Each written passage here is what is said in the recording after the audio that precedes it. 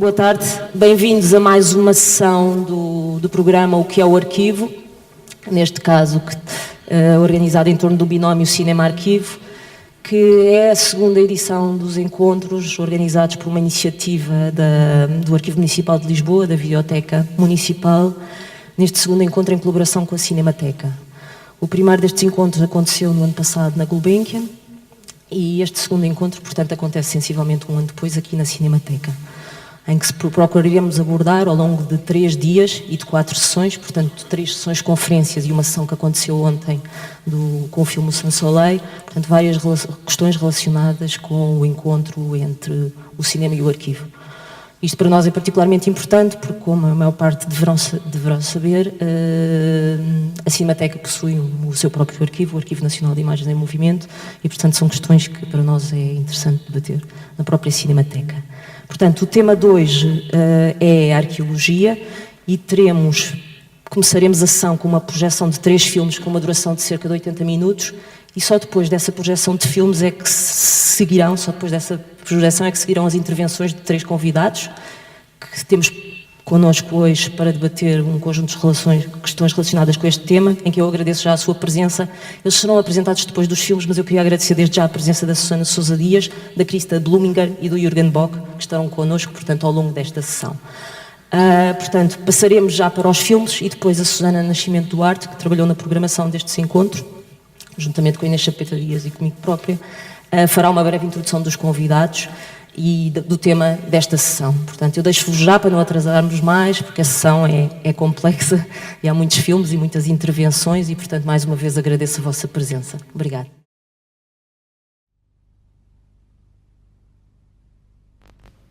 The first film ever brought to the screen is referred to under the title Workers Leaving the Factory.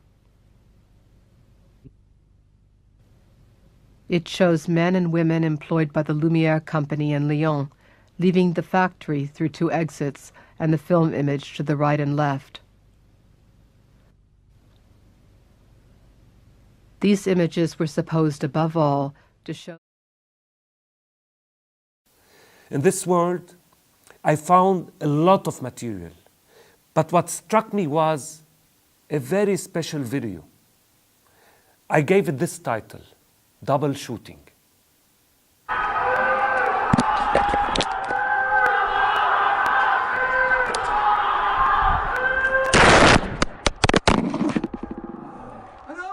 This video was the catalyst of this presentation.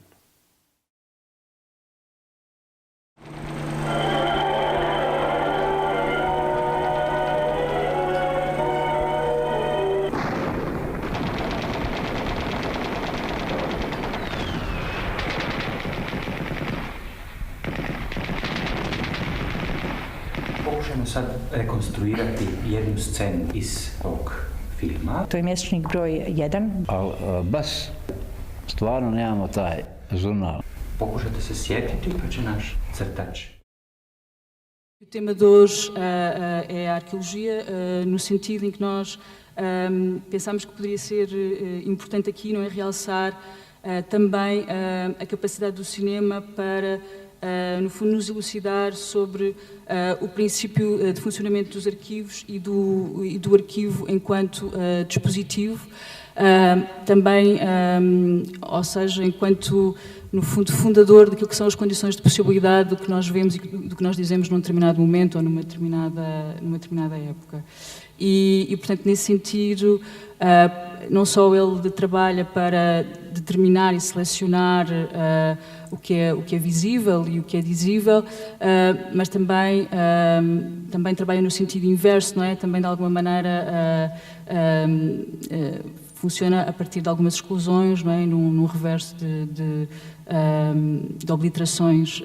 Isto para chamar a atenção para o facto de alguns dos filmes que vimos trabalharem também muito no sentido dos contracampos ausentes das imagens, eventualmente dos limites da representação e, portanto, ser às vezes mais aí que os filmes se passam do que propriamente na tentativa de ir à procura, se calhar, de uma origem histórica dos documentos. E, portanto, a arqueologia aqui, nesse sentido, é mais para entender precisamente como a possibilidade de dar a ver esta estrutura altura das condições de possibilidade do que nós vemos e do que nós dizemos hoje a cada momento, e também do seu reverso mais destrutivo às vezes, mais apontando também para aquilo que fica de fora, não é? E não só o que fica dentro, mas também o que fica de fora, o que é excluído. E os filmes de alguma maneira trabalhavam um pouco aí e pronto, e eventualmente as conversas prolongar-se-iam também nesse sentido. Passo então a apresentar os convidados. A Susana de Sousa Dias, que será quem vai intervir primeiro, e que é cineasta, como penso que a maioria de vocês saberá. Eu espero que me continuem a ouvir mal. Pois... Bom, mas de qualquer maneira peço desculpa, não é? Vamos avançando. Vou apresentar então a Susana de Sousa Dias, que é cineasta, como penso que todos saberão, e destacarei então os filmes que ela realizou: O Natureza Morta, o 48, Luz Obscura. Ela também é professora nas Belas Artes de Lisboa. E passarei a seguir à apresentação da Christa Bluminger, que é professora e investigadora em Paris 8, portanto, professora de cinema e professora de audiovisual. É também uma conhecida teórica e crítica do cinema. Tem escrito muito, nomeadamente sobre o Harun Farocki, que vamos poder retomar a partir da apresentação dela e que vimos agora, e do qual vimos agora o filme Os Operários ao Sair da Fábrica. E destacaria, dentre os livros dela, o Cinéma en seconde main, que tem muito a ver com o contexto deste ciclo, e também um livro mais recente chamado Morgan Fisher, Un cinéma hors champ. Depois, finalmente, então, o Jürgen Bock, que é curador e que dirige o programa Independente de Estudos das Artes Visuais da Mau Maus, em Lisboa, e que é também um curador, não é? E, entre outros artistas, ou programador, não sei como é que... e que entre outros artistas também foi responsável, não é, por uma forte divulgação do Harun Farocki em Portugal, nomeadamente através da organização de uma retrospectiva no Vídeo Lisboa em 2003, já muito atrás, e também, mais recentemente, por uma exposição sobre o Alan Sekula, ou do Alan Sekula. Foi-me pedido que falasse dos meus trabalhos na perspectiva do tema desta segunda sessão, a arqueologia e também os pontos cegos do arquivo, e que foi, de facto, magnificamente introduzida pelos filmes.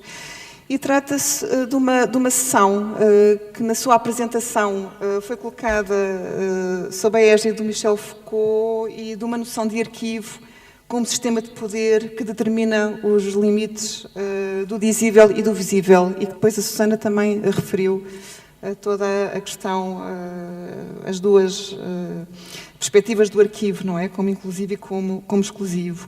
E, de facto, uma das questões que me tem acompanhado desde que comecei a trabalhar com imagens de arquivo tem sido, precisamente, a de pensar como, partindo do próprio arquivo, se pode criar um contrassistema que permita fazer aparecer aquilo que não pôde ser dito, ou que não pôde ser registado, ou que não se quis que fosse registado. E esta questão tem adquirido várias nuances ao longo do meu trabalho, um trabalho que tem como base precisamente imagens de arquivo, mas imagens de arquivo muito precisas. Portanto, eu trabalho sobre os tempos da ditadura portuguesa, portanto, são imagens extremamente controladas. E eu, nesta apresentação, vou-me centrar em alguns processos do meu trabalho que se prendem com a montagem. Montagem dentro do plano, montagem no interior do plano, montagem em profundidade visual, espacial e temporal. E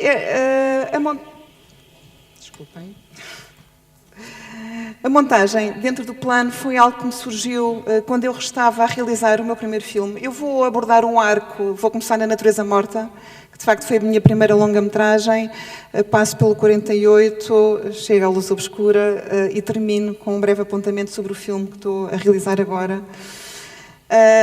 E começo precisamente com a origem deste método, se posso assim dizer, que foi durante o processo de realização de Natureza Morta, que de resto foi referido ontem pelo Tiago Batista.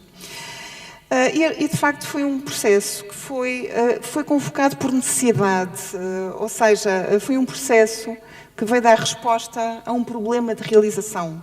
Portanto, não foi qualquer coisa do tipo que tenha surgido porque sim, porque eu me tenha apetecido trabalhar dessa forma, mas teve a ver com a própria concepção e feitura do filme. E a ideia do filme era mostrar uma história do Estado Novo, unicamente através de imagens de arquivo da época. E o problema é que eu praticamente só tinha imagens produzidas pela própria ditadura, ou então sujeitas à censura, porque precisamente a oposição não filmava, portanto as imagens, como eu disse no início, eram extremamente controladas. E isto originou imediatamente um problema. Como mostrar o outro lado da ditadura através de imagens produzidas pela própria ditadura. Isto pode parecer um problema simples, mas é complicado quando a minha ideia para o filme era não usar palavras. Portanto, este foi um dos princípios fundadores do próprio filme. Não recorrer a palavras e não fazer uso da cronologia. A ausência de palavras, porque eu não queria subsumir as imagens a um texto ou a uma construção narrativa que as espartilhasse e que lhes impusesse uma leitura unívoca, e o uso da anacronia como princípio para quebrar a ideia de cronologia e que, de facto, a história se conta através de um sistema de causa e efeito. Estes dois princípios surgem, e eles estão depois em todos os meus filmes. Eles surgem por motivos específicos, prendem-se com uma concepção de história e com uma concepção de imagem. Uma concepção de história muito devedora das teses do Walter Benjamin e uma concepção de imagem muito devedora das teses do Didier Berman. Portanto, a ideia da imagem como objeto sobredeterminado, temporalmente impuro, e como, mais do que uma entidade passível de ser descrita e falada, como uma entidade atuante. E o filme, aliás, o Tiago ontem também referiu, construiu-se na mesa de montagem. Aliás, o Tiago ontem falou bastante esta questão dos gestos de montagem, não é? E esse foi um dos aspectos centrais na construção do filme e também toda a questão do digital. Portanto, foi um filme que foi possibilitado por causa dos meios que existem atualmente.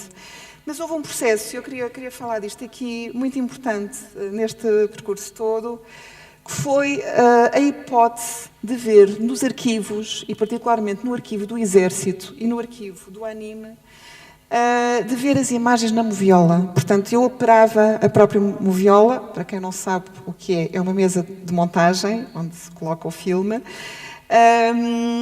e este foi muito importante, quer dizer, eu podia retardar as imagens, pará-las, voltar atrás, torná-las mais lentas. Isto tudo são processos que se podem fazer no computador, obviamente, mas ali era diferente. Portanto, eu estava em processo de descoberta do próprio filme. E, sobretudo, foi uma investigação onde passei muito tempo com as imagens, mas mesmo muito tempo. E esta é uma das características dos meus filmes. Ter este tempo, e não é por acaso que eu fundei uma produtora, é precisamente para não estar constrangida a prazos reduzidos. E foi através deste trabalho que eu percebi que havia momentos em que a mensagem que o próprio regime pretendia veicular era estilhaçada pelo seu próprio interior. Portanto, havia elementos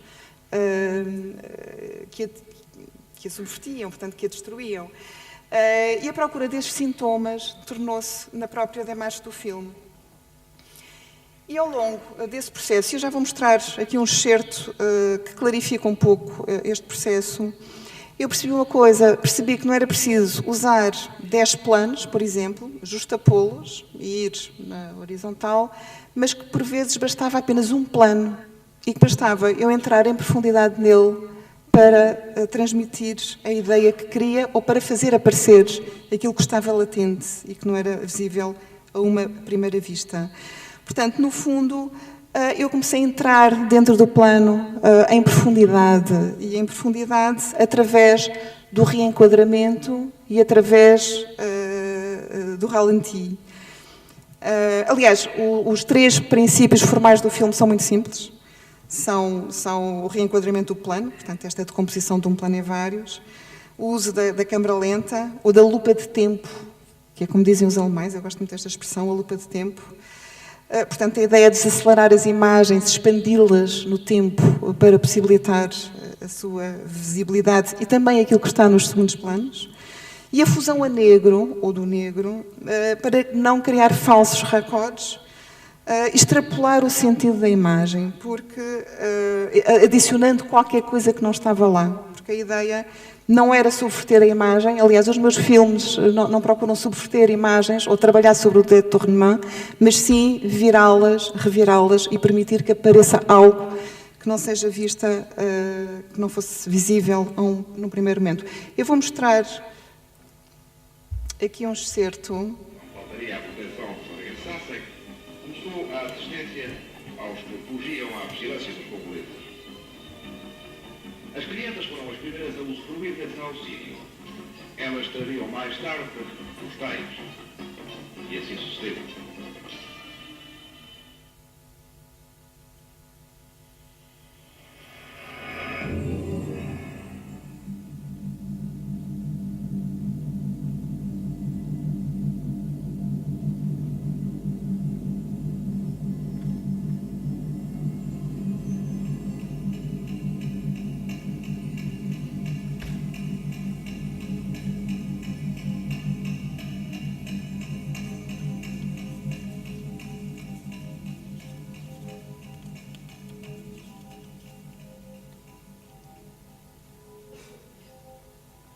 Eu, para este filme, vi centenas de horas de imagens de arquivo. Comecei a montar com 20 horas.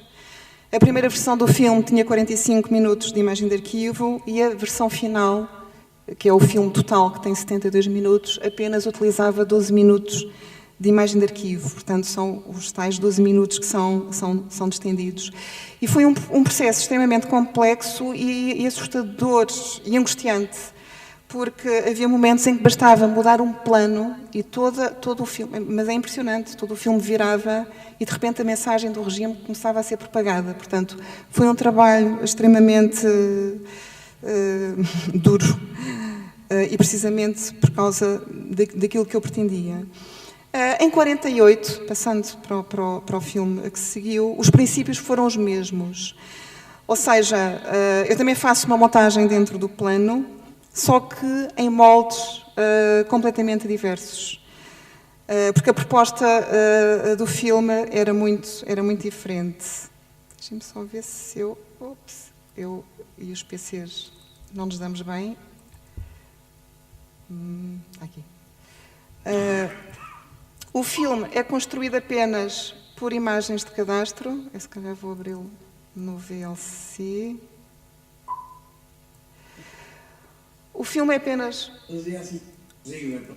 construído por imagens de cadastro e pelos testemunhos dos presos políticos aí retratados e pretende também, à semelhança de Natureza Morta, mas em moldes radicalmente diferentes, contar uma história do Estado Novo. Eu vou mostrar uma das imagens do filme, que no fundo é a imagem embrião deste filme, é a imagem da Conceição Matos.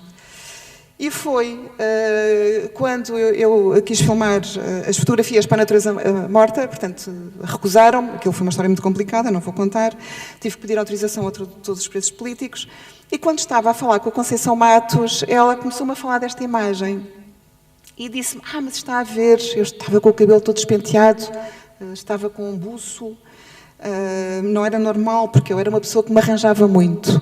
E explicou-me que ela estava assim porque a fotografia foi tirada apenas 17 dias depois dela estar na prisão. E contou-me o que é que se passou nesses 17 dias e posteriormente. E disse-me também que as roupas que vestia, e que nós vimos aqui, o pullover branco e a camisa escura, eram as roupas que ela tinha quando foi torturada e que serviram para limpar o chão com os seus excrementos. Portanto, foi neste momento que eu percebi que a imagem de cadastro não é apenas um retrato, mas é muito mais do que isso. Portanto, é uma imagem com um tempo e com um conhecimento dentro dela própria, conhecimento este que é elidido pelo caráter da própria imagem, portanto, e pelo caráter de retrato.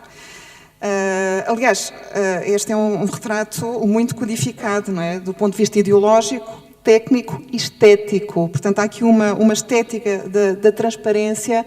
As pessoas só veem, efetivamente, um retrato quando, de facto, há muito mais coisas aqui e, sobretudo, toda esta tipologia fotográfica configura ela própria um sistema de forças. E, no fundo, este tipo de imagens constitui uma porta para se entrar dentro daquilo que não existe no arquivo da PIDE, que não existe nos arquivos de imagem, em movimento, ou nos filmes da época, que é as imagens de prisão e registros de tortura. E a minha forma de trabalhar a imagem, portanto, o filme tem 93 minutos, as imagens foram todas distendidas, eu agora não vou falar desse processo, mas se eu pusesse as imagens todas à duração normal, o filme teria apenas 7 minutos, portanto, elas estão distendidas. E a minha forma de as trabalhar foi outra vez a imagem, a montagem no interior do plano. Só que é, como vocês podem ver, portanto, todo o filme é constituído por imagens de cadastro. Só numa zona é que há um outro tipo de imagens, num curto momento. Portanto, isto foi mais complicado, ou seja, porque aparentemente não há interior do plano. Estamos perante uma superfície de 2 dimensões que apresenta figura e fundo, um fundo branco com um fundo negro, ambos bidimensionais. São imagens fotográficas, portanto, imagens fixas, sem movimento. E, além disso, durante todo o filme, nós estamos numa escala muito limitada, que vai do plano aproximado, mas um plano aproximado de uma escala reduzida, até ao grande plano. Eu vou mostrar 3 minutos do filme. Aquilo devia estar a fazer muitas prisões nesse dia. Levaram-me de elétrico. Queriam que eu pagasse o bilhete. E eu comecei a falar alto, era o que faltava, sou preso e ainda tenho que pagar o bilhete.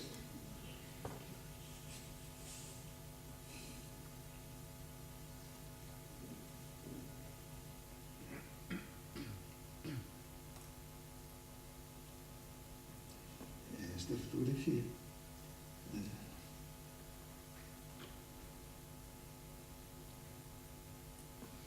Pois é assim, exatamente. Por debaixo do sobretudo tenho um blusão. É exatamente isso. Por debaixo do sobretudo tenho um blusão. E portanto, se vou levar muita pancada, peraí, deixa-me vestir a preceito. Isto é uma coisa pateta, porque evidentemente eles quiserem despir 10 planos, mas aquela coisa, portanto, eu vou levar aí umas boas pancadas, mas tudo protegido.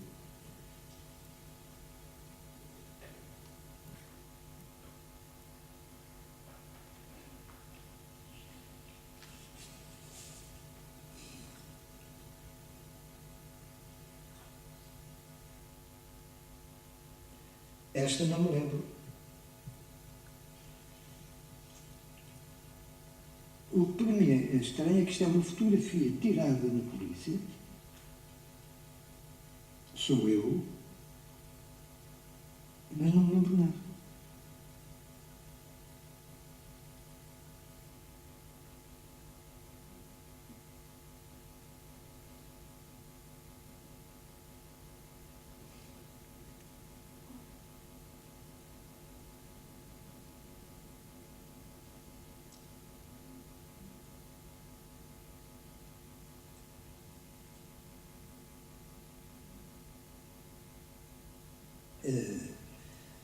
Nós procurávamos disfarçar o mais possível, dava com uma lâmina, um gilete, para todos os dias de manhã rapar de maneira a que a careca ficasse mais ampla, e aquilo alterava de facto. E fui preso de manhã, e no segundo dia de estar lá na abertura do sono, chega um indivíduo e começa-me a olhar para a cabeça. Estava a emergir cabelo, portanto perceberam que havia ali uma careca muito aumentada.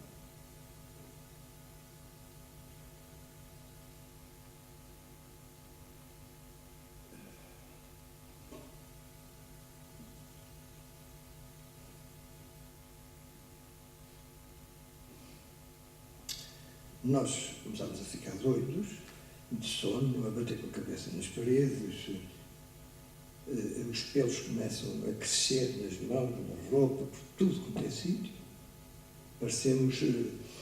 Parece aquele pelo, a lã das ovelhas. É uma coisa horrorosa.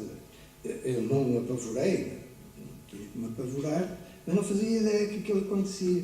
Depois era branco, depois começou a tornar-se azul e aumentava, dia para dia, quer dizer. Voltando, portanto, a esta ideia da montagem, este processo de montagem dentro do plano e no caso deste filme, e como é que o processo foi evoluindo depois de trabalho para trabalho. Pode parecer estranho falar na montagem no interior do plano quando, à primeira vista, parece que é um plano que não tem nada mais para mostrar, senão aquilo que vemos à primeira vista, não é? Mas a questão é que o interior pressupõe uma profundidade, e esta não consiste necessariamente em planos visuais. E, de facto, em 48, a entrada no plano processa-se através da duração. Portanto, é uma montagem em profundidade temporal, ou seja, o plano vai-se decompondo em articulação com a voz e jogando com a presença de temporalidades heterogéneas. E o que acontece é que desta opção vai decorrer que o estatuto de uma mesma imagem vai oscilando, por vezes, entre polos completamente opostos. Ou seja, a mesma imagem tanto pode instituir-se em imagem de arquivo, como em uma imagem de memória, pode ser uma imagem mental, uma imagem objetiva, ou uma imagem familiar ou imbuída de estranheza. Portanto, há uma espécie de caleidoscópio que vai operar por dentro das imagens e dentro do mesmo plano, que vai transfigurando, vai girando e transfigurando a própria imagem. E, formalmente, a condição do plano também se vai alterando, ou seja, também vai modificando a percepção do espectador. Pelo menos eu tentei trabalhar dentro destes planos, não é? Isso, por vezes, é o espectador que observa as imagens, através do seu próprio olhar. Por outras, e como viram agora, essa observação é feita pela mediação das palavras dos próprios prisioneiros, quando eles interpelam diretamente a imagem. E, noutras ocasiões, o espectador passa de observado, ou de observador a observado. Portanto, no fundo, a imagem converte-se de campo em contracampo, sem corte de plano, e incorporando os espectadores. E neste processo, o espectador vai tomar o lugar do fotógrafo, que é um lugar incómodo, pois corresponde ao ponto de vista deste último, portanto, o fotógrafo de Epide, e como tal, ao olhar simbólico do Carrasco. E a ideia é, neste processo, que passa pela duração, isto aqui é fundamental, quebrar a neutralidade do espectador. Por outro lado, há aqui um outro aspecto, que é o facto da construção narrativa, tal como em Natureza Morta e no meu filme posterior, Luz Obscura, não se enquadrar numa lógica de causa e efeito ou numa lógica teleológica, vai reforçar a componente, ou vai deixar espaço para a componente reflexiva do espectador e também, eu pelo menos estou convicta disso, para a pensatividade da imagem. E eu aqui estou a aludir ao Jacques Rancière e ao seu conceito de imagem pensativa, quando ele refere que há imagens que contêm um pensamento não pensado. Portanto, é uma pensatividade que pode ser entendida como um nó entre diversas indeterminações e quando várias funções da imagem estão a trabalhar ao mesmo tempo, dentro de uma tensão entre regimes de expressão diferentes, entre regimes estéticos e não estéticos. E já agora refiro um último aspecto, em relação ao 48, mas que eu depois fui desenvolver em Luz Obscura, e passo para o meu último filme. Aliás, faço aqui um parênteses para dizer que o filme vai estrear no dia 10 de maio no Cinema Ideal, portanto, convido-vos já a irem ver o filme. E que também tem grande importância e nesta ideia de abrir também as imagens de arquivo, que é a própria forma como os testemunhos foram trabalhados e desacelerados. Portanto, há aqui esta ideia, a montagem em profundidade temporal, também através da expansão do próprio testemunho, uma desaceleração no sentido em que eu fui dar tempo para que as imagens fossem bem escutadas. Portanto, o discurso é expandido no tempo. As palavras e não só, ou seja, temos também aqui gestos paralinguísticos mínimos, ou seja, todas as sonoridades, suspiros, respirações, cliques, o próprio corpo, tudo isto é fundamental no próprio filme. Portanto, sons secundários, que ninguém liga nenhuma, aqui de facto adquirem uma importância maior. E trata-se de trabalhar a palavra de uma forma completamente diferente da forma tradicional de a trabalhar e de entender também o que é um testemunho. Eu não vou ter tempo para me alongar, mas refiro só que quando se trabalha a palavra e o discurso dentro do tempo, para além da sua forma narrativa, ou seja, para além da completude e descrição factual dos episódios narrados, o campo abre-se, ultrapassando o mero domínio narrativo ou analítico. Portanto, a linguagem desvincula-se da sua própria instrumentalidade, portanto, vai para além da vertente informativa meramente semântica. E escutar a pessoa no ato de falar e entender a sua voz como gesto, e aqui é um pouco também no sentido da Agamben, ou seja, de comunicar uma comunicabilidade, no sentido em que a linguagem não se separa daquilo que ela revela, assume-se também como uma dimensão política, que era também um fator que me interessa, ou seja, não é só o filme que conta factos políticos, é a própria forma de trabalhar também que abre depois todo este campo.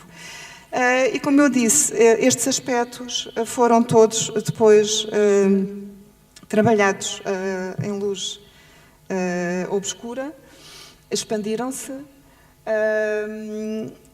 e já tenho muito pouco tempo, eu vou tentar resumir esta parte final. E falando de Luz Obscura, a Luz Obscura tem uma característica que a faz diferir dos filmes anteriores, é que tem imagens que foram filmadas por mim.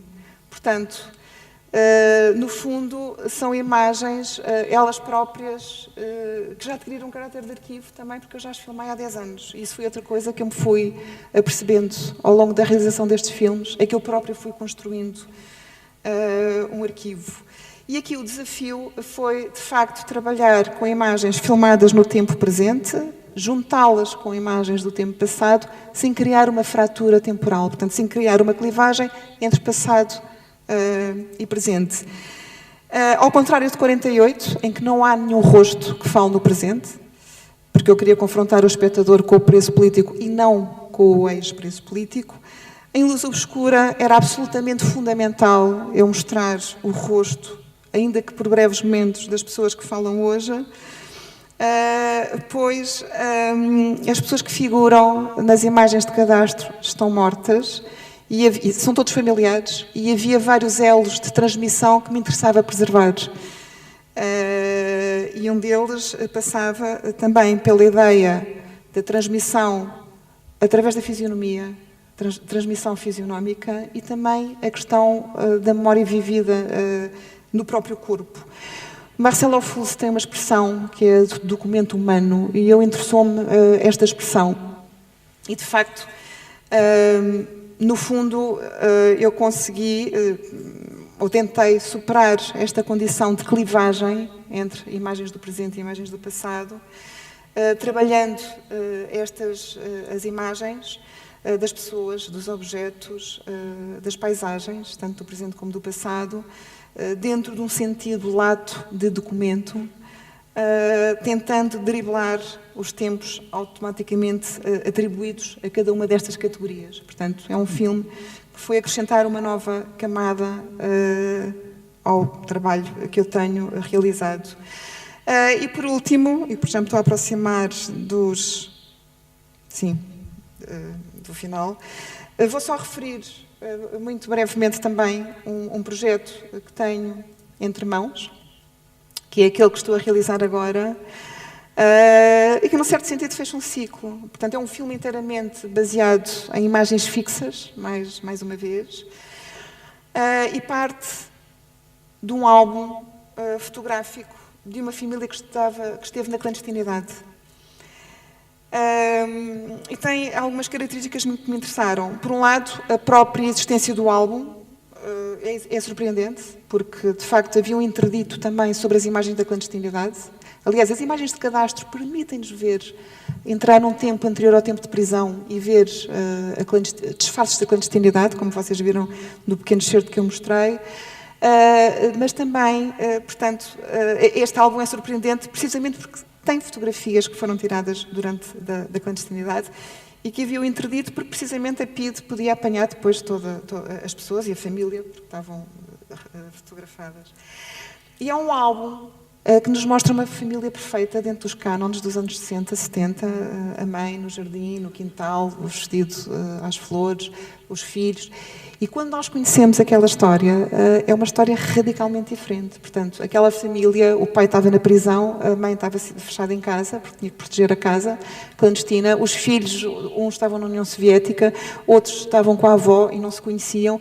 Portanto, todo o álbum esconde e revela uma história completamente diferente. E depois, porque é um álbum warburgiano, num certo sentido, porque cada página tem tempos radicalmente diversos e é montado por estranhas afinidades que fogem completamente aos álbuns familiares canónicos. Portanto, nós temos fotografias de tempos completamente diversos. Eu estou a ver aqui as imagens. Bom, de tempos completamente diversos e depois no meio temos fotografias invertidas. Portanto, é um álbum extremamente complexo nele próprio. E estou a trabalhar também com esta ideia de montagem em profundidade visual, temporal, mas aqui entram novos fatores, que eu só vou deixar aqui apontados, e que vou apenas para concluir, não é? Que é, primeiro, a própria forma de reproduzir as imagens. Ou seja, o álbum é tão complexo e com detalhes tão ínfimos, por vezes nós temos que entrar dentro da imagem. As imagens são pequenas para ver o que é que se passa lá dentro, para perceber detalhes extremamente significativos. E há tantas possibilidades de variações que eu tive de abandonar a ideia de filmar as imagens diretamente, que para mim era uma coisa absolutamente essencial, 48 e na natureza morta, nas fotografias. Eu filmei-as, aliás, a Natureza Morta foi produzido por um produtor francês, ele dizia-me, então agora vamos escanear as imagens. Eu, não, mas de todo, as imagens são filmadas, porque de facto, quer dizer, há um ar entre elas, portanto, há uma distância, tudo importa, e o 48 funciona porque as imagens foram filmadas. E aqui eu dei-me conta que precisamente era no scan que estava a solução. E porquê? Porque o scan vai-nos dar uma imagem cega, portanto ele vai varrer tudo, independentemente do que lá está. Não há escolha, varre implacavelmente tudo aquilo que está dentro, não hierarquizando. Portanto, é uma imagem cega e eu interessa-me trabalhar com esta ideia de imagem cega e de tudo o que está registado. E também porque eu já não estou aqui propriamente a trabalhar com o arquivo, obviamente são fotografias num certo sentido de arquivo, mas estou mais a trabalhar como um atlas. E um atlas implica já uma escolha. Aliás, o Didier Huberman critica esta ideia de se expor os arquivos, porque ele diz que um arquivo é para trabalhar, um arquivo não é nada. O arquivo trabalha, se não se expõe, não é? O que ele diz é que o atlas é que se expõe, porque é uma apresentação sinóptica de diferenças. E, portanto, como eu estou a trabalhar com imagens que já têm uma consideração, que já têm em consideração a sua própria disposição prévia, portanto, esta ideia de scaná-las fez muito mais sentido. E também um outro aspecto é a própria noção de plano que se vai complexificar. Portanto, toda a montagem em profundidade vai adquirir aqui novas configurações, que são precisamente aquelas em que eu estou a trabalhar neste momento. E cheguei aos 30 minutos. Portanto, vou concluir aqui. Obrigada.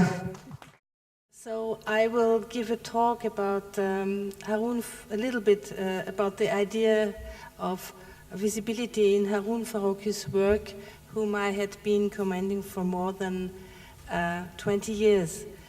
And I'm actually preparing a book out of these writings. For Haroun Farrokhi, the archive becomes much more than a mere figure or motive. It takes on the function of a scene in the Freudian sense of the term, another scene vis-à-vis the shot, a scene in which materials are reconstructed, where latent thoughts come into being. In the films and installations of this filmmaker and artist, the momentum of the editing is constructing in such a way as to make manifest the epistemic root structures of images, their shaping via recording techniques, then their transformations through the processes of storage and transmission. Here, we should point out to what extent Farrokhi's project is dedicated to the analysis of a material logic that could be summarized with a quote from Jacques Derrida. I quote, "The archivization produces as much as it records the event," end of quote. Many of Farrokhi's films and installations present archival material and are in this sense what we call compilation films.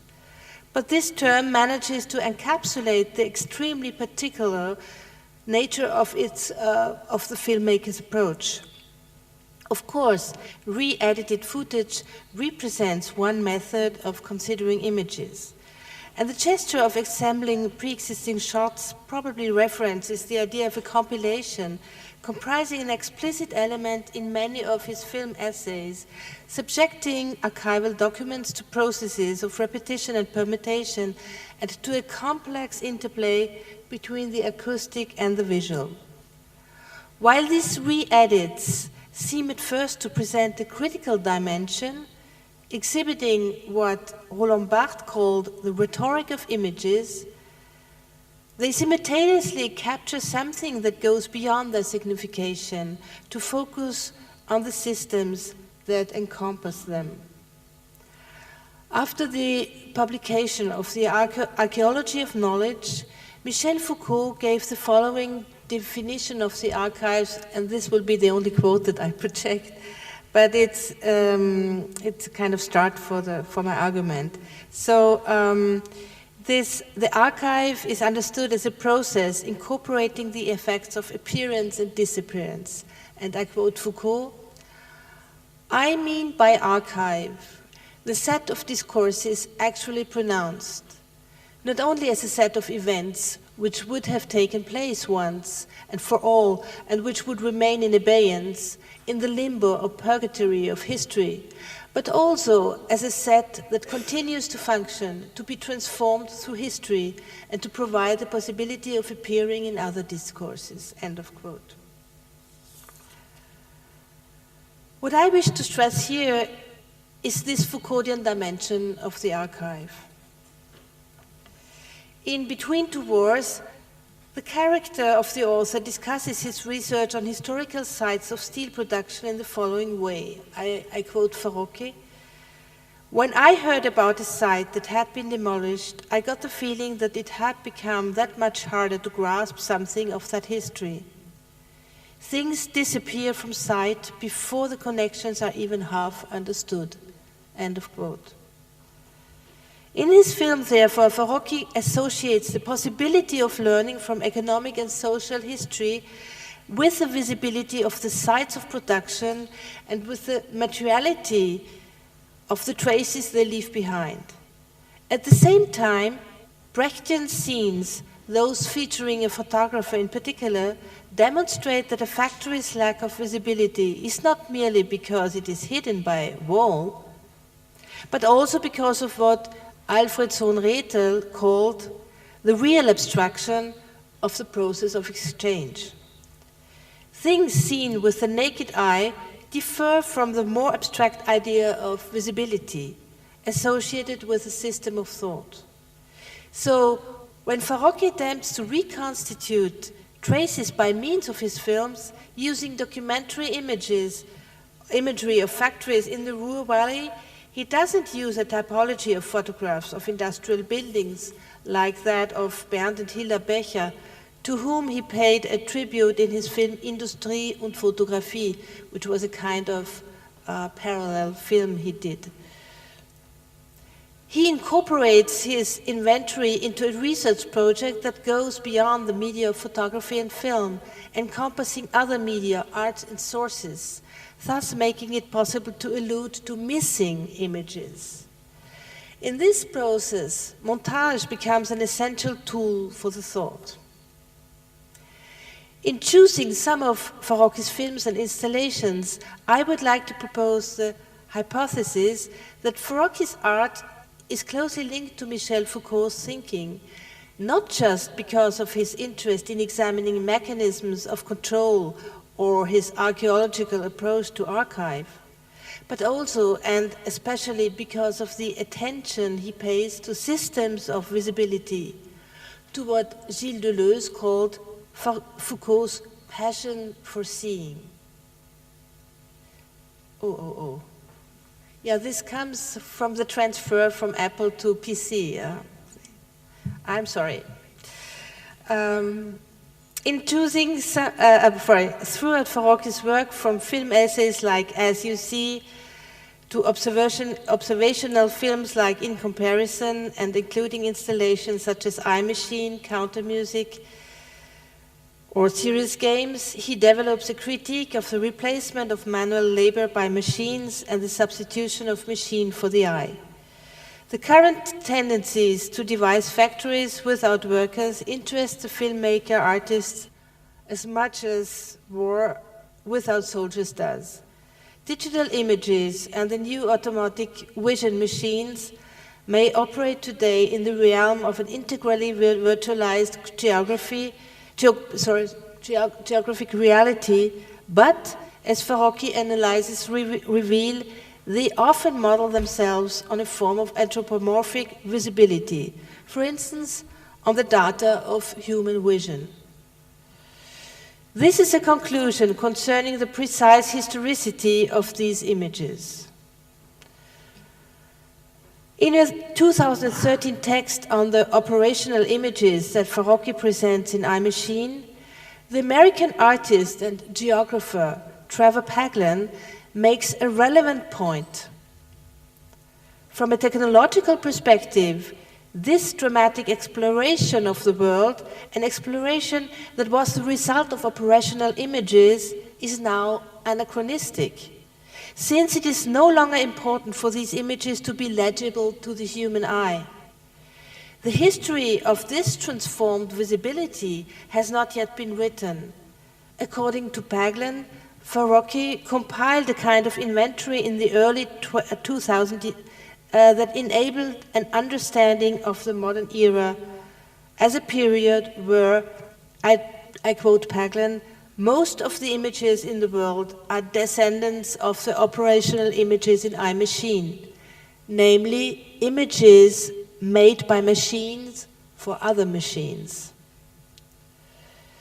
The analysis put forward by Farocki focuses on economic, political, and social dispositives and networks, while attempting to touch on what Foucault calls, on the one hand, the non-thought, and on the other, the invisible. Not what is hidden, but what is unseen within the very heart of a system. The German title of one of Farocchi's previous films, Etwas wird sichtbar, from 1981, literally means something becomes visible. The film dealt with the question of the conditions governing the circulation of images of war, in this case the Vietnam War. Images of the World, an inscription of war, his most well-known film, but not necessarily one that viewers know well, has too often been reduced to some of the narration's arguments and 2 or 3 of the film's key images, whereas it reconstructs levels of thought and relationships between the visible and the invisible through a very complex flow of montage. According to the main idea of images of the world and the inscription of war, the visual thinking of a period is expressed through the specific use of its vision machines. Starting with the invention of photogrammetry within the field of architecture, the film explores the complexity of some of the sets of rules governing the application of measuring techniques. Here, Farocchi develops an archaeology of technical images, concentrating less on the objects seen in a military or civilian context at a particular moment in history, and more on what was made visible by a particular medium. In this way, the film delves into several examples of the military's use of the gaze, with a dense weave of parallel stories culminating in the discontinuity between 2 ways of seeing. Between 1944 and 1977, between American pilots in World War II and CIA agents carrying out private research 30 years later after watching the miniseries Holocaust, concerning 2 moments and 2 different readings of aerial views of Auschwitz. The end of the film is constructed on the basis of a complex system of motives that supported the analysis of the visibility of Auschwitz. Farocchi thus develops a whole epistemological framework around the history of architectural plans, automatic techniques regulating aircraft in flight, simulation techniques used by the Nazis in World War II, measuring techniques during the Renaissance, and techniques for stamping sheet metal. Like photography, these techniques are now becoming increasingly automated. From the photos taken at Auschwitz by the Nazis themselves to the drawings made by a prisoner and the aerial views of the extermination camps taken by the Americans, Images of the World devises different readings of its images by repeating and recycling them in varying sequences. The end of the film culminates with a fatal flaw in the act of photography and on the reality of the concentration camp at the heart of it. The narration puts it this way, I quote from the film: "The Nazis did not notice that someone had taken note of their crimes, and the Americans did not notice that they had captured them on film. The victims also failed to notice. Notes that seemed to be written into God's book alone." End of quote.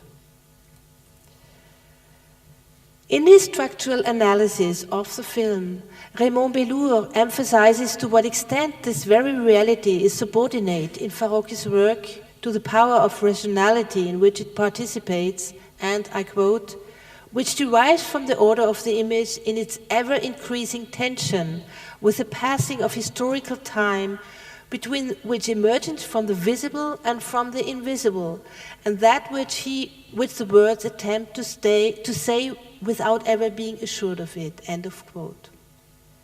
Devoted, like Farocchi and Foucault, to what he calls the elementary task of description, Bellour highlights the monumental dimension of the archive in Images of the World in the sense of the shift that Foucault performed on this notion in the archaeology of knowledge.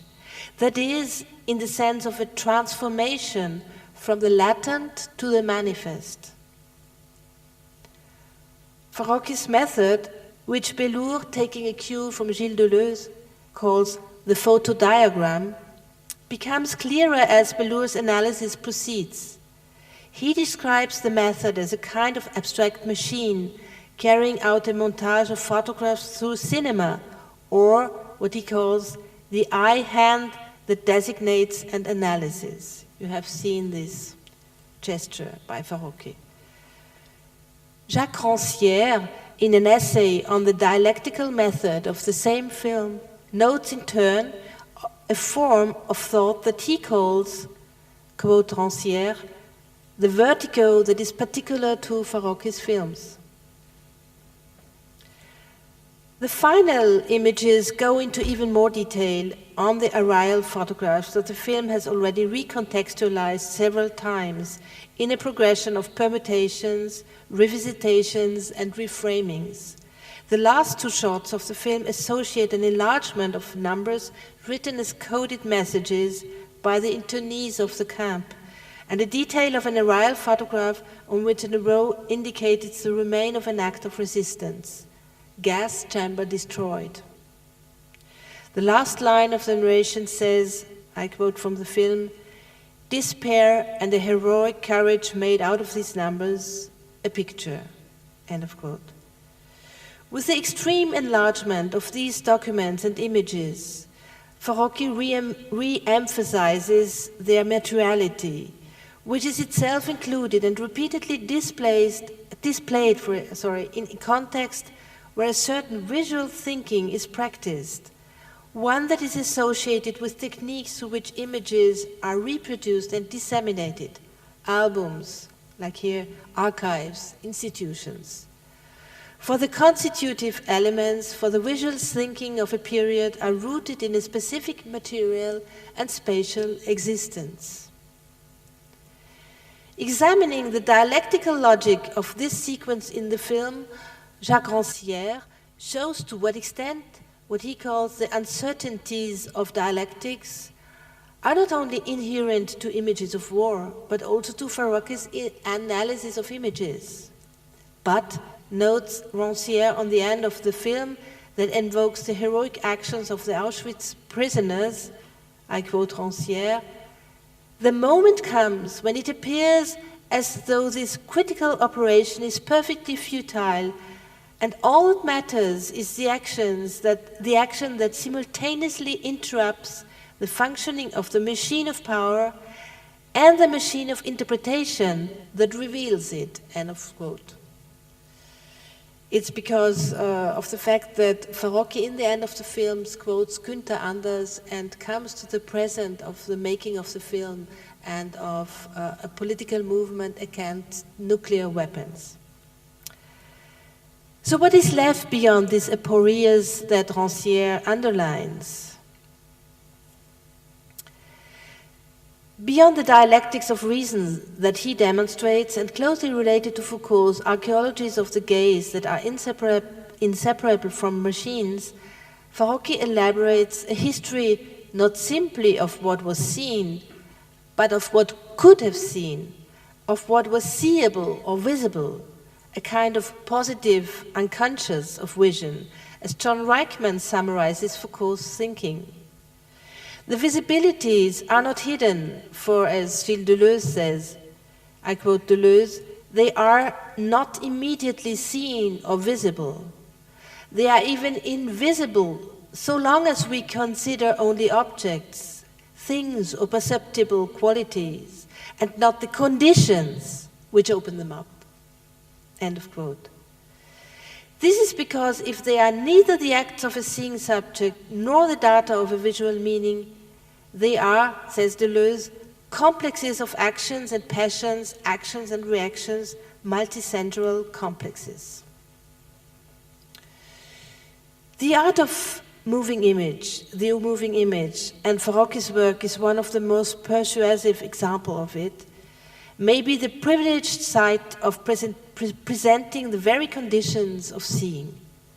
In this sense, for him, the identification of the gas chambers in the Americans' aerial photograph became possible not because the photos were scrutinized more attentively, but as a result of a reorganization of the visible. For visibility, according to Foucault, concerns a corpus of material practices that are anonymous and unsystematic. In a text entitled Le point de vue de la guerre, War's Point of View, Farocki writes, "Today, military archives no longer provide images containing vehicles from which one could establish the presence of human beings in the combat zones." End of quote. With this assessment, Farocki points out the transformation in the policy of military authorities since the First Gulf War. He thus highlights a decisive criterion for contemporary war imagery. The accessibility of sensitive archives remain a question of power. In the context of a world of surveillance whose images are seen by unknown eyes and may or may not be stored forever, Farocki is particularly interested in the latest technologies and various regimes of virtuality. He analyzes the recording aspect of digital tools intended to simplify or transform analog information.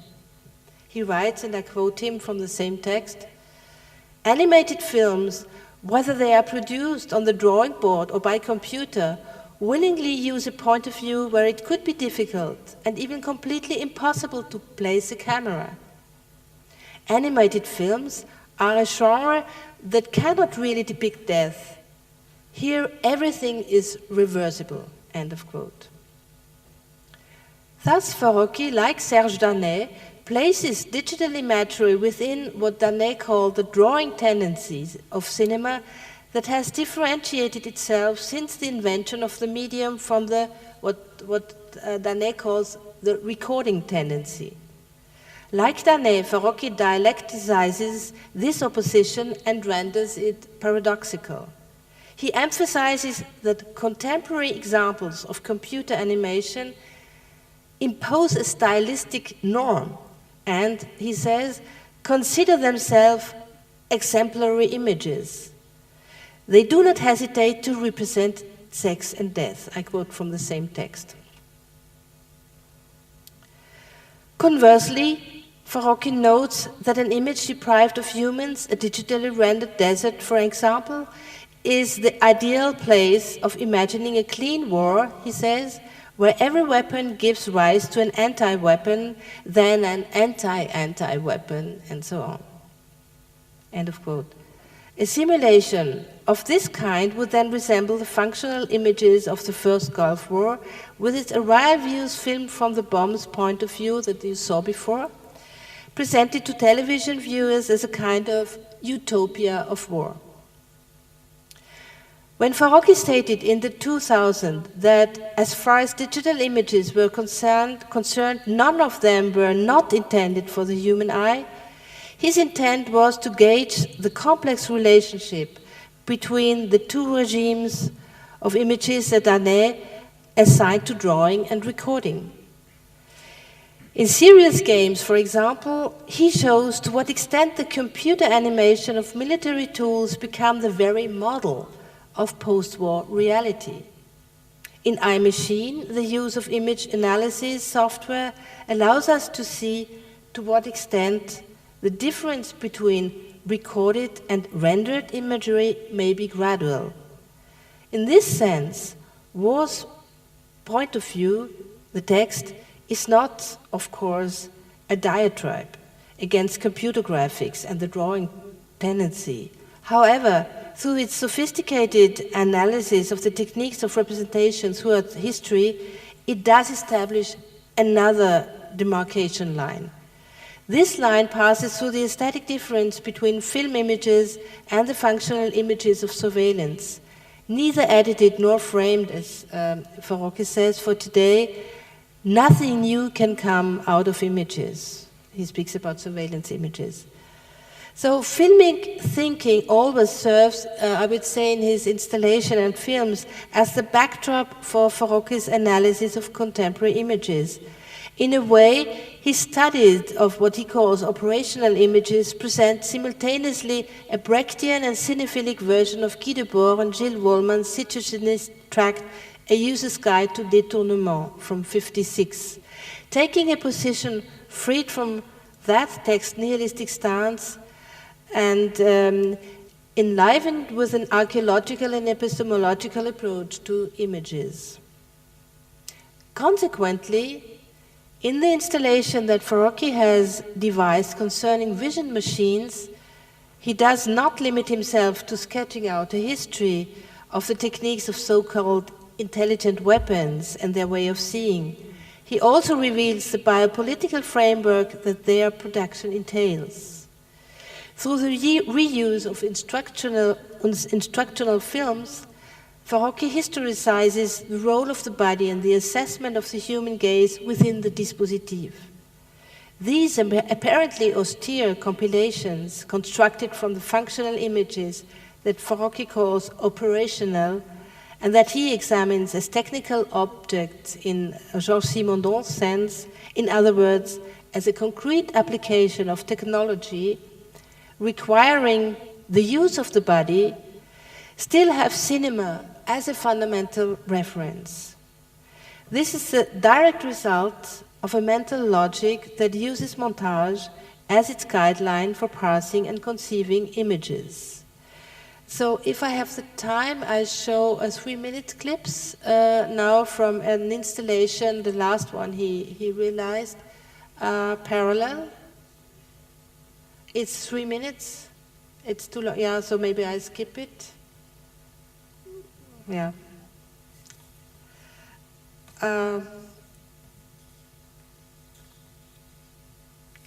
So, a little bit of frustration, I come to an end. Haroun Farocki has spent decades working on an archaeology of contemporary visual culture. Even when he leaves the cinema for the museum, his thinking is shaped by film. He deduces epistemological and cultural historical dimension from the most marginal utilitarian images, while his iMachine and serious games installations focused on the use of virtual spaces, automated vision machines and digital prostheses. In the 4-part installation Parallel 1 to 4, he explores the visual forms of video games as part of a tradition of representation that reaches back to antiquity. Architecture, rather than the art of storytelling, appears to be the driving force behind this innovation in the gaming world.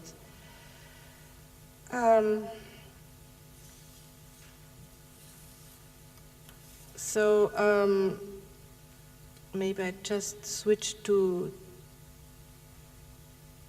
the end. It's very interesting that he really goes through 20 years of computer-generated game interfaces and that go from schematic raster graphics to simulations used today in meteorology, for instance. And we could say that these kind of complex computer animations he shows originate from drawings and cartography. So, for instance, when he takes the example of cloud formation, Parallel makes a direct comparison between computer animation and photographic film projections. What is striking to the viewer isn't so much the degree of analogy achieved by the calculated image, but rather the aesthetic impression made by the faintly pulsating lights on the screen next to the animation. If you see it, it is on the right side, but of course you see it when it runs. Anyone who has been to a movie theater will instantly recognize that this is an image composed of projected, reflected light from the real world, whose flickering is caused by a particular process of recording and projection. And the comparison makes clear how computer simulations are simultaneously indication and appearance at once, or to invoke Foucault, a relationship to an object and a manifestation of itself. Namely, they are at once map and image. And maybe I just stop here. Thank you for your...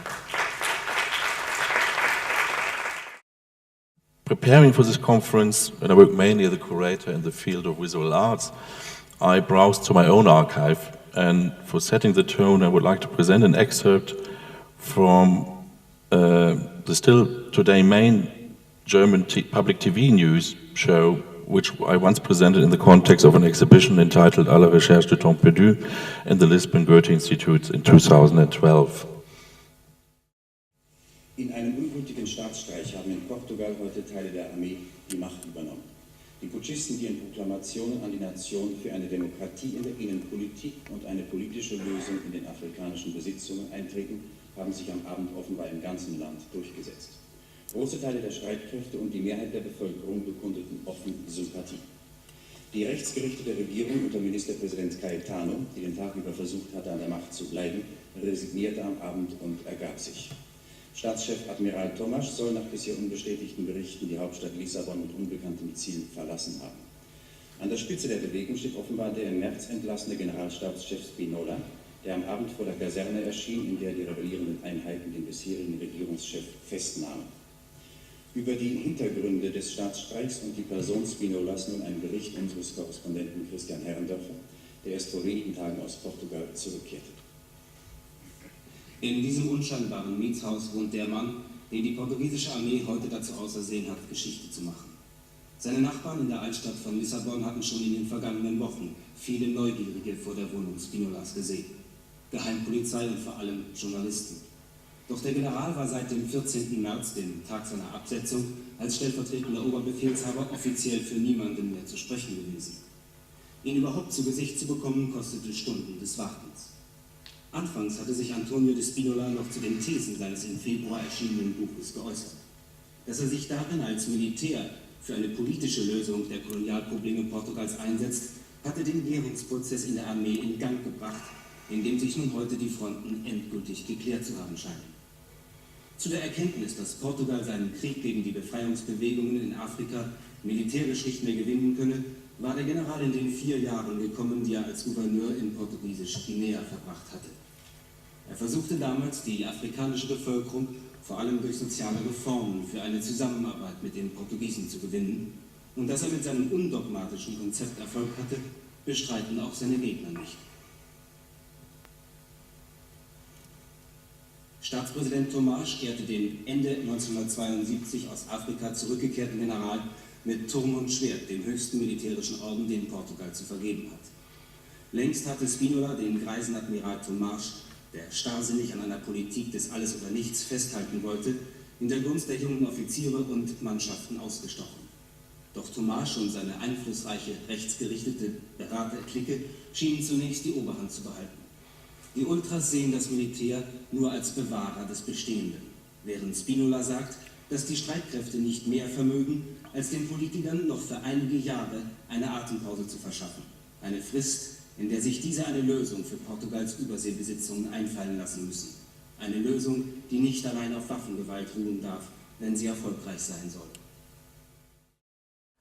Found footage from the past and present used by a director or artist create a new meaning of the edited material, where an assumed older meaning is always an essential part of the new meaning. The kind of Portuguese-German cultural encounter in this TV excerpt from the past, in which at the time contemporary with its inherent technical possibilities, the news of the event of the 25th of April 1974 in Portugal, announced to a West German audience, proposes a mental geographical distance, or in other words, watching it today, Portugal and Germany seemed at the time much more distant. I have worked with Haroun Farouki since 2000. He passed away in 2014, and in 2013 we inaugurated Lumia CT, our last collaboration, entitled Labor in a Single Shot.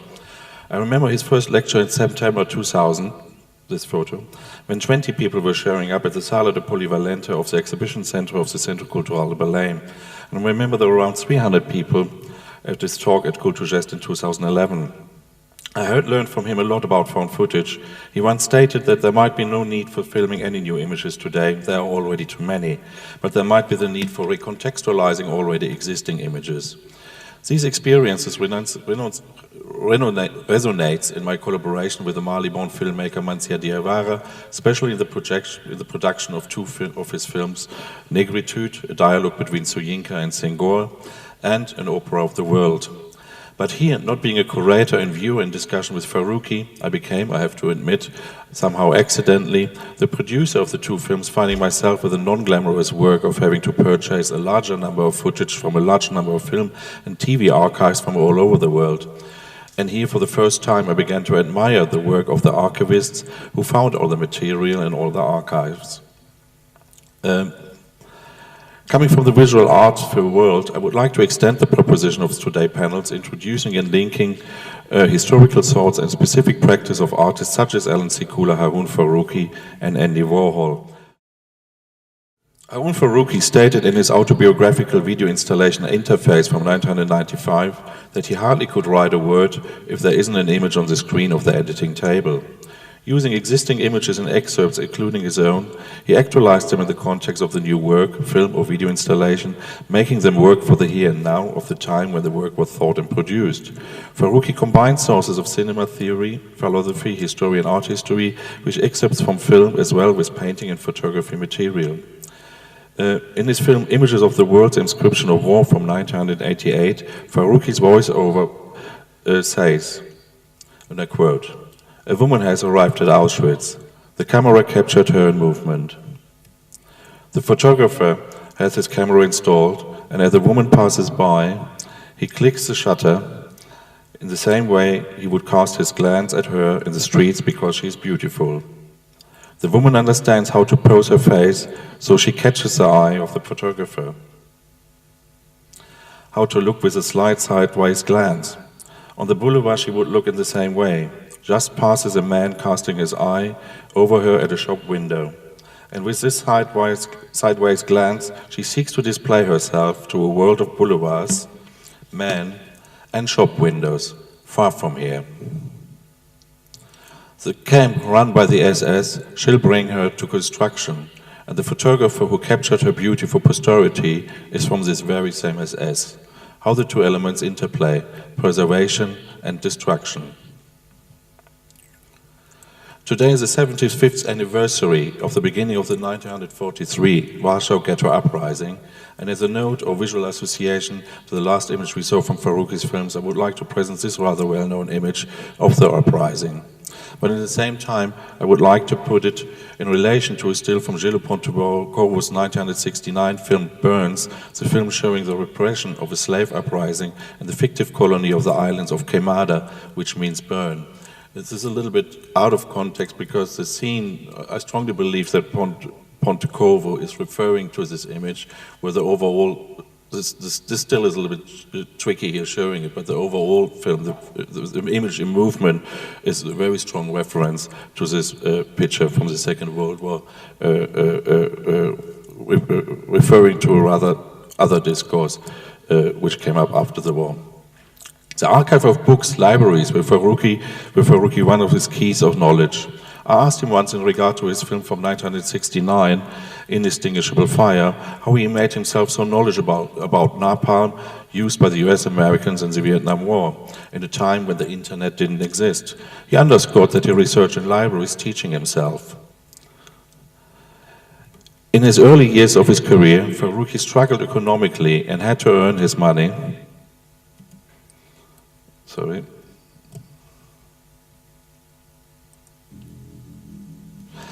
And had to earn his money in the cultural industries, as he had called it. He was reviewing, presenting books on a radio station in West Berlin, and in a quite astonishing way combined symbiotically his radio job with his filmmakings, reviewing books which are at the same time source material for his films. We see the end credits of his films, as you see, from 1986, where he revealed his sources in quite a pictorial way.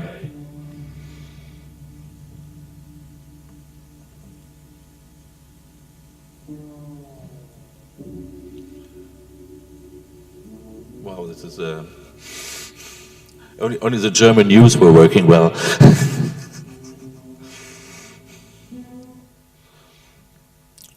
Farruqui's first museum's work, if you might say so, is for me one of the most impressive work he has done. The video installation Interface from 1995 was commissioned by the Musée des Arts Modernes Villeneuve-de-Sac. In Interface, Farruqui asked if visual studies must have an aim, which brings the author at the editing table to the art historian who discovered in the sculpture of the Boy of Critérius, and I quote from Interface, meaning Farruqui, "For the first time, legs and feet are not equally weighted. The body weight rests on the left leg. Consequently, the right hip is a bit sunken, the right shoulder too. The head turns slightly to the side. A calmness capable of tension at the same time. The human being seen differently. He is different. Perhaps we could say that the boy represents the isonomic citizen. Also, it is not so much equality, but rather freedom and the mobility it provides that he expresses. Greek sculpture is normally concerned with the formation of similarities, of types, but now in a new and different way. And the peculiarity of the isonomic citizen is not an issue here, but as a human being as he has now emerged, embedded in a field of opposing forces like the isonomic polis. Hannah Arendt writes in her book on revolution, I quote, "Freedom as a political phenomenon was coeval with the rise of the Greek city-state. Since Herodotus, it was understood as a form of political organization in which the citizens lived together under conditions of no rule, without a division between rulers and ruled. This notion of no rule was expressed by the word isonomy, whose outstanding characteristic among the forms of government, as the ancients has enumerated them, was that the notion of rule was entirely absent from it. The polis was supposed to be an isonomy, not a democracy. The word democracy, expressing even then majority rule, the rule of the many, was originally coined by those who were opposed to isonomy, when it meant to say, what you say is no rule, is in fact only another kind of rulership. It is the worst form of government, ruled by the demos," end of quote.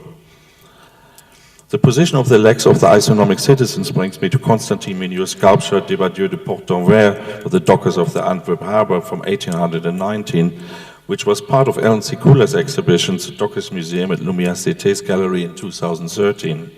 Sikula referred in our discussions to the anti-capitalistic position of the portrait docker, which also does not correspond with the idea of the later development paradigm of realism of the socialistic working hero. Meunier's docker is resting, standing around, not working, kind of thinking about his condition. Might it be he's thinking about the condition of being a docker, a worker? A portrait of workers' capitalism, a portrait of a worker, capitalism abhors.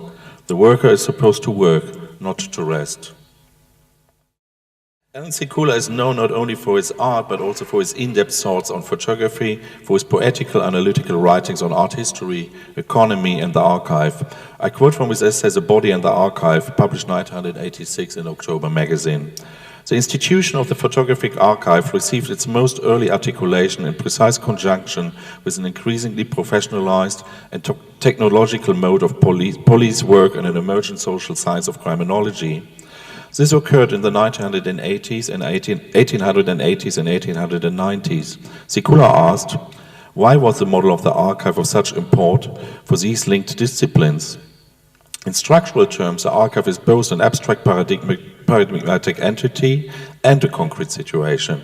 In both senses, the archive is a vast substitution set, providing for a relation of general equivalence between images. The capacity of the archive to reduce all possible sites to a single code of equivalence was grounded in the material accuracy of the camera. Sikula continues that this archival promise was frustrated both by the messy contingency of the photograph and by the sheer quantity of images. He says, the photographic archive components are not conventional lexical units, but rather subjects to the circumstantial character of all that is photographable. And he continues further, clearly one way of taming photography is by means of this transformation of the circumstantial and idiosyncratic into the typical and emblematic. In the same essay, Sikula reflects on how in the 19th century, photography's role did not derive any honorific portrait tradition, but from, among others, imperatives of medical and anatomical illustration. Regarding the body and the archive, Sekula continues, I quote, "The clearest indication of the essential unity of this archive of the bodies lies in the fact that by the mid-19th century, a single hermeneutic paradigm had gained widespread prestige. This paradigm had two tightly entwined branches, physiognomy and phrenology. Both shaped the belief that the body, and especially the face and head, bore the outward signs of inner character," end of quote. When I started with my curatorial work in 2000, independent from the exhibitions I had produced in the framework of the Mamou study program, I was rather interested in the thoughts of the American artist Joanna Douglas Grimm, who argued from the perspective of cultural studies, asking regarding history, and I quote, "What is at stake is not history per se, what is a fiction in any case, but what history, whose history, history to what purpose," end of quote.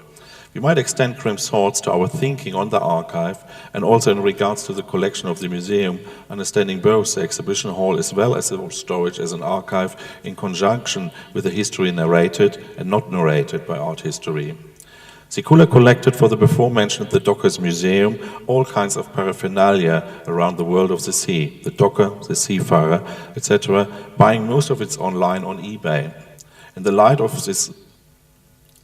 his letter, Dear Bill Gates, which was an essential component of a photographic art installation with the same title, Sekula's involvement with the internet was a critical one.